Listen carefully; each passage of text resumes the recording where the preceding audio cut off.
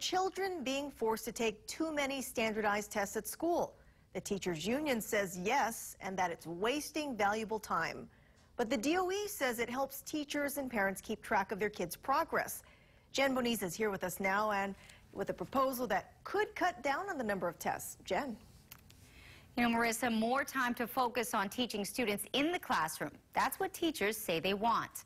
Tomorrow, they will gather at the state capitol in support of a bill that will give them that valuable time back. Time currently being used taking and preparing for standardized tests.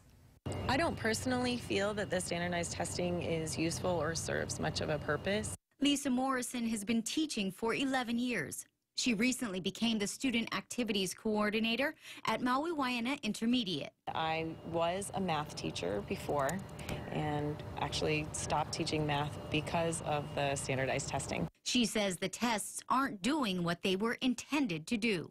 It was implemented as a way to supposedly see if our schools are performing. And I don't think that the test results are a reflection, really, of how schools are doing. The Hawaii Teachers Association says there are simply too many tests. Hawaii students took an average of 10 standardized tests in 2016 through 2017. Fourth graders were tested the most, an average of 14 tests last year. They don't plan to eliminate testing, just reduce it. Well, we now have the Every Student Succeeds Act that lets us go to 4 tests a year. And that's what we're trying to move to.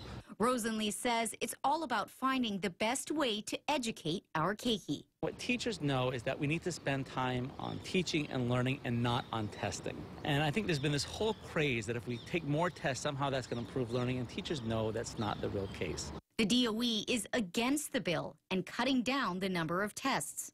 School Superintendent Dr. Christina Kishimoto says the department recognizes the value of standardized testing as a valid, reliable, and efficient means to ensure that students are equipped for college and career success.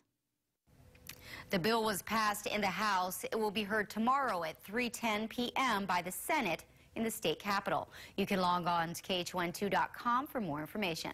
Marissa?